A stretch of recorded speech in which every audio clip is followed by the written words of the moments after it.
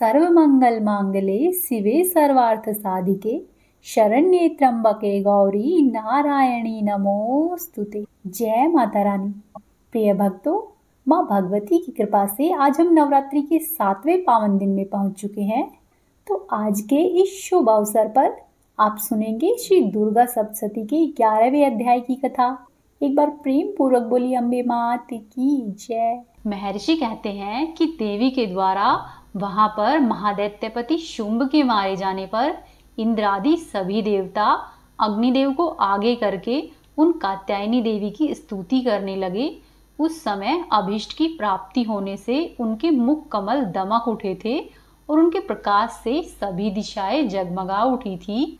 तब देवतागण बोले कि शरणागतों की पीड़ा दूर करने वाली हे देवी, हम पर प्रसन्न हो। संपूर्ण जगत की माता प्रसन्न हो। हे विश्वेश्वरी, विश्व की रक्षा करो। हे देवी, तुम ही चराचर जगत की अधीश्वरी हो। तुम इस जगत का एकमात्र आधार हो, क्योंकि पृथ्वी रूप में तुम्हारी ही स्थिति है। हे देवी, तुम्हारा पराक्रम अलंघनीय है। तुम ही जल रूप में स्थित होकर संपूर्ण जगत को तृप्त करती हो। तुम अनंत बल संपन्न और वैष्णवी शक्ति हो। इस विश्व की कारणभूता परामाया हो। हे देवी, तुमने इस समस्त जगत को मोहित कर रखा है। तुम ही प्रसन्न होने पर इस पृथ्वी पर मोक्ष की प्राप्ति कराती हो। हे देवी, संपूर्ण विद्याएं तुम्हारे ही भिन्न भिन्न स्वरूप है।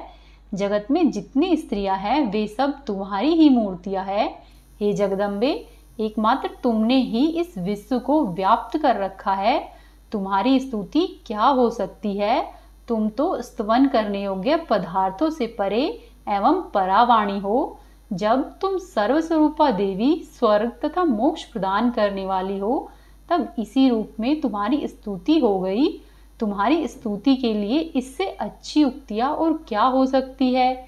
बुद्धि रूप से सब लोगों के हृदय में विराजमान रहने वाली तथा स्वर्ग एवं मोक्ष प्रदान करने वाली हे नारायणी देवी, तुम्हें नमस्कार है। कला, काष्ठा आदि के रूप से क्रमशः परिणाम, अवस्था और परिवर्तन की ओर ले जाने वाली तथा विश्व का उपसंहार करने में समर्थ हे नारायणी, तुम्हें नमस्कार है।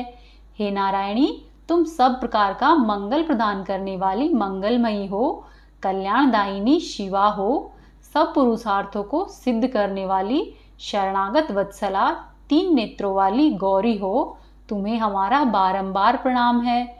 तुम सृष्टि, पालन और संहार की शक्तिभूता हो।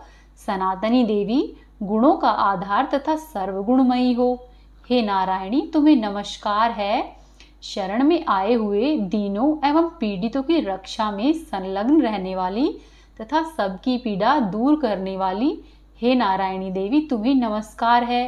हे नारायणी, तुम ब्रह्माणी का रूप धारण करके हंसों से जुते हुए विमान पर बैठती हो तथा कुछ मिश्रित जल छिड़कती रहती हो। तुम्हें नमस्कार है। माहेश्वरी रूप से त्रिशूल, चंद्रमा एवं सर्प को धारण करने वाली तथा महान वृषभ की पीठ पर बैठने वाली हे नारायणी देवी, तुम्हें नमस्कार है। मोरों और मुर्गों से घिरी रहने वाली तथा महाशक्ति धारण करने वाली कौमारी रूप धारिणी निष्पापे हे नारायणी, तुम्हें नमस्कार है। शंख, चक्र, गदा और धनुष रूपी उत्तम आयुधों को धारण करने वाली हे वैष्णवी शक्ति रूपा नारायणी, तुम प्रसन्न हो। हम सभी आपको नमस्कार करते हैं।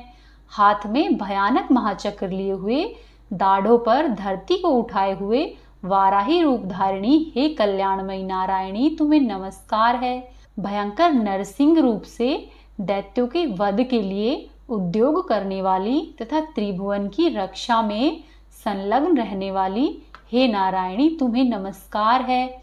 मस्तक पर किरीट और हाथों में महावज्र धारण करने वाली, सहस्त्र नेत्रों के कारण उद्दीप्त दिखाई देने वाली और वृत्रासुर के प्राणों का अपहरण करने वाली इंद्र शक्ति रूपा हे नारायणी देवी, तुम्हें नमस्कार है। शिवदूती रूप से दैत्यों की महती सेना का संहार करने वाली, भयंकर रूप धारण तथा विकट गर्जना करने वाली हे नारायणी, तुम्हें नमस्कार है। दाढ़ों के कारण विकराल मुख वाली, मुंडमाला से विभूषित मुंडमर्दिनी चामुंडा रूपे नारायणी, तुम्हें नमस्कार है। लक्ष्मी, लज्जा, महाविद्या, श्रद्धा, पुष्टि, स्वधा, ध्रुवा, महारात्रि तथा महाऐविद्या रूपिणी नारायणी तुम्हें नमस्कार है। मेधा, सरस्वती, श्रेष्ठा, ऐश्वर्य रूपी बाभ्रवी, ताम्रसी, नियता तथा ईशा हे नारायणी तुम्हें नमस्कार है। सर्वस्वरूपा, सर्वेश्वरी तथा सब प्रकार से शक्तियों से संपन्न दिव्य रूपा दुर्गे देवी, सब भय से हमारी रक्षा करो तुम्हें नमस्कार है।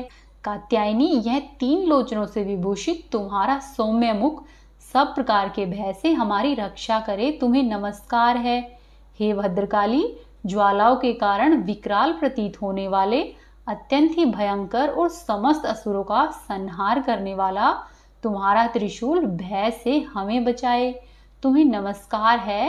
हे देवी, जो अपनी ध्वनि से संपूर्ण जगत को व्याप्त करके दैत्यों के तेज को नष्ट कर देता है, वह तुम्हारा घंटा हम लोगों की पापों से उसी प्रकार रक्षा करे जैसे माता अपने पुत्रों की बुरे कर्मों से रक्षा करती है।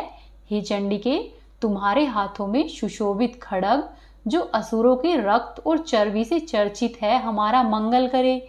हम तुम्हें नमस्कार करते हैं। हे देवी, तुम प्रसन्न होने पर सब रोगों को नष्ट कर देती हो और क्रोधित होने पर मनोवांछित सभी मनोकामनाओं का नाश कर देती हो। जो लोग तुम्हारी शरण में जा चुके हैं उन पर विपत्ति तो आती ही नहीं है।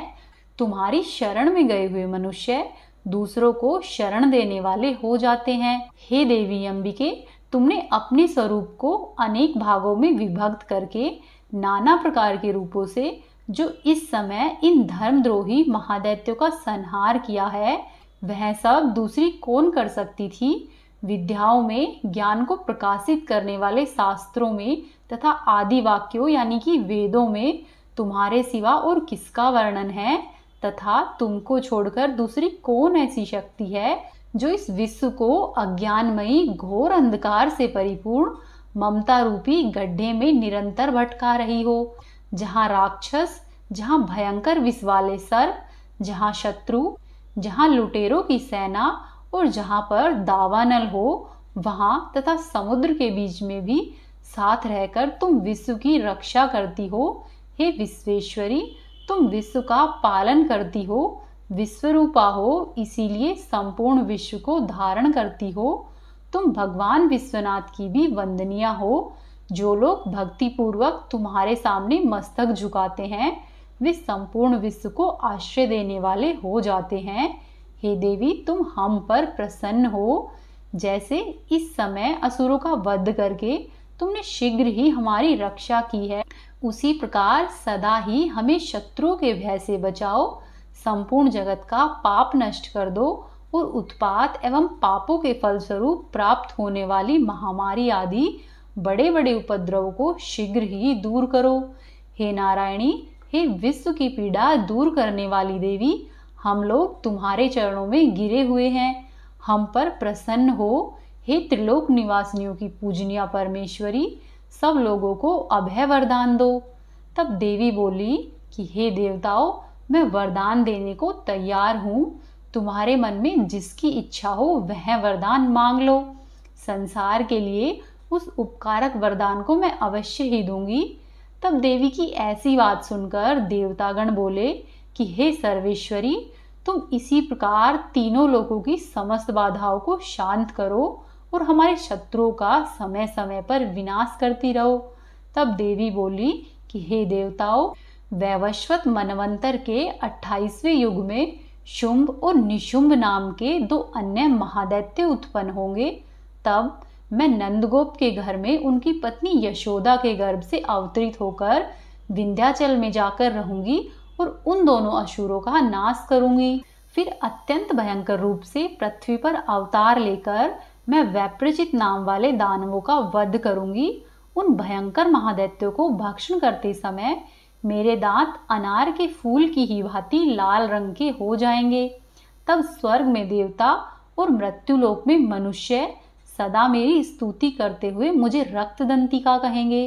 फिर जब पृथ्वी पर 100 वर्षों के लिए वर्षा रुक जाएगी और पानी का अभाव हो जाएगा, उस समय मुनियों के स्तवन करने पर मैं पृथ्वी पर अयोनिजा रूप में प्रकट हो जाऊंगी और 100 नेत्रों से मुनियों को देखूंगी। अतः मनुष्य शताक्षी इस नाम से मेरा कीर्तन करेंगे। हे देवताओं, उस समय मैं अपने शरीर से उत्पन्न हुए शाकों के द्वारा समस्त ही संसार का भरण पोषण करूंगी। जब तक वर्षा नहीं होगी तब तक वे शाक ही सबके प्राणों की रक्षा करेंगे। ऐसा करने के कारण पृथ्वी पर शाकंभरी के नाम से मेरी ख्याति होगी। उसी अवतार में मैं दुर्गम नाम के महादैत्य का वध भी करूंगी। इससे मेरा नाम दुर्गा देवी के रूप में प्रसिद्ध होगा। फिर मैं जब भीम रूप धारण करके मुनियों की रक्षा के लिए हिमालय पर रहने वाले राक्षसों का भक्षण करूंगी, उस समय सब मुनि भक्ति से नतमस्तक होकर मेरी स्तुति करेंगे। तब मेरा नाम भीमा देवी के रूप में विख्यात हो जाएगा। जब अरुण नामक दैत्य तीनों लोकों में भारी उपद्रव मचाएगा, तब मैं तीनों लोकों का हित करने के लिए 6 पैरों वाले असंख्य भ्रमरों का रूप धारण करके उस महादैत्य का वध करूंगी। उस समय सब लोग भ्रामरी के नाम से चारों ओर मेरी स्तुति करेंगे।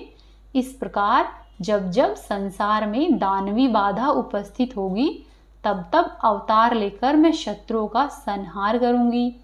11वां अध्याय यहीं पर समाप्त होता है। जय मां अम्बे, जय दुर्गा मैया, जय भगवती, जय जन कल्याणी।